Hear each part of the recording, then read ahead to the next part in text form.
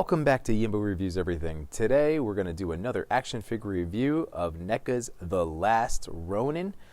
Let's get into him. So he's obviously already out of the box, so let's just take a look at this gorgeous, gorgeous artwork from the graphic novel. I recently read it. It is tremendous. I know I'm late to that party, but wow. And as soon as I did, I knew I needed to own one of these figures. I decided to go with the shirtless variant, the Unarmored. But here's the box art along the side. Again, just truly stunning stuff. Product images as always. A lot of nice posing in there. And there we go. So as you already saw, he's out of the box with the main accessories. The one that I did leave is the 4 little throwing daggers. I just feel like I'm going to end up losing them, and I don't really know which hands they'll go well with. I guess maybe the gripping ones, but yeah, for the time being, they're going to just stay in the box. Alright, so I have him in the Underground Bunker diorama print for this review. Once again, NECA completely knocks it out of the park with the sculpt work and the paint. The posing of them has gotten a lot better, a lot easier. They're a lot easier to manage these days, a lot smoother joints. I did not need heat at all, so hashtag team no heat on this figure. He was ready to rock as soon as I took him out of the box, which is always appreciated, you know? You can have him hold just about all his weapon accessories on his body, whether it's in his hands or in one of the spots on his belt. He's got the broken katana from Leo. And once again, you can see the detail on the shell. That back loop is where the nunchucks go. And then he's got a little piece for the sai as well. So yeah, really awesome. He comes with obviously the nunchucks, one pair or one set.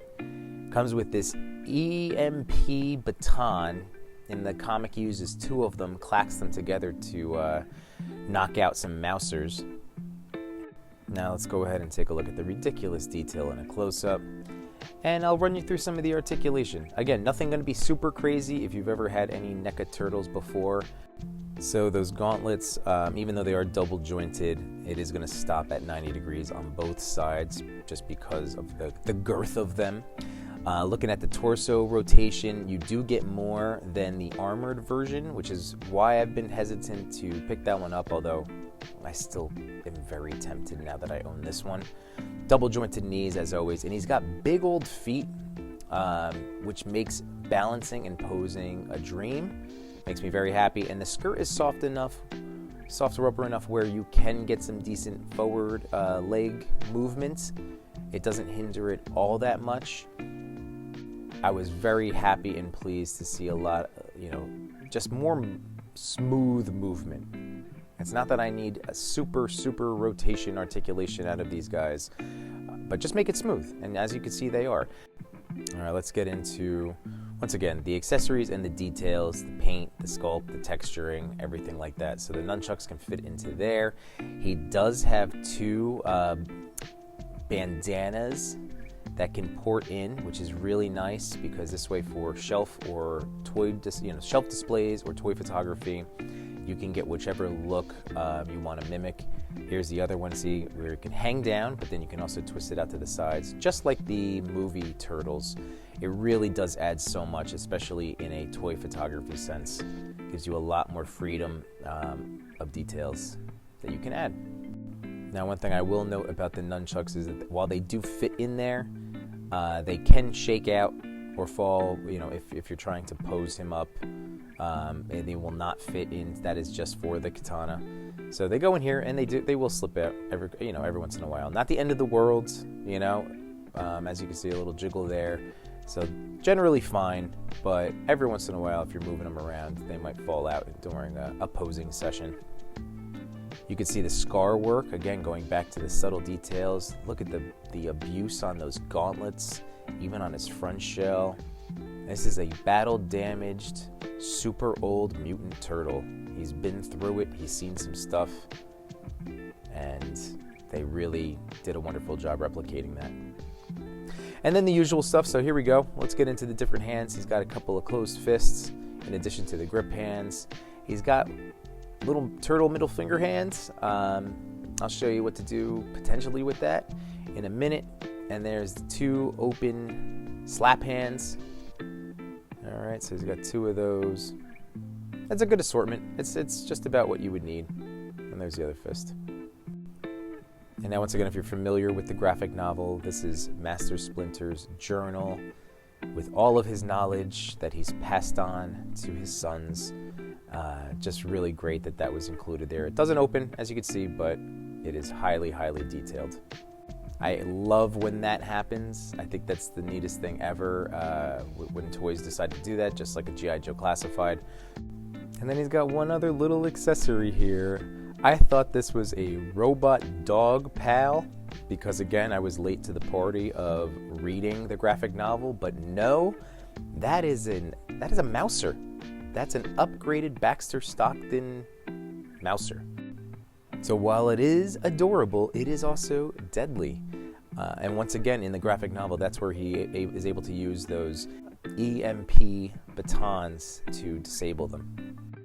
Getting back to the hands for a second, I wanted to show you what that middle finger hand, what I will be trying to use it for. It's not ideal if you've ever had any of the other NECA turtles, especially for Raphael, since I am going to be using it as a Psy holding hand.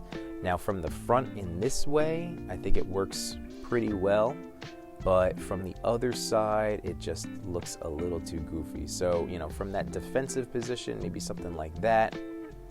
But yeah, that's what I'm using them for.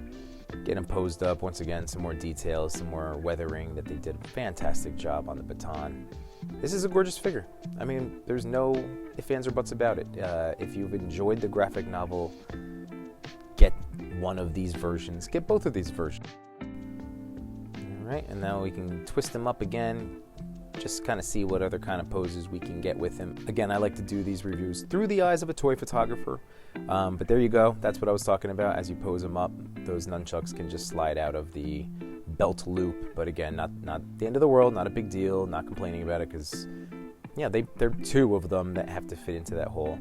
And there's the Psy. Again, maybe that, it's not ideal. It's not an ideal hand, that middle finger hand. But here, now that we have him fully locked and loaded, like I was saying, just like the G.I. Joe Classifieds, I love when all the weapons can store and hold on a figure at the same time. So obviously not all of the accessories, the robot dog, Splinter's book, and the other head sculpt. Just really cool. I'm gonna end this out with one of the pictures I did of him. I do need to take a lot more.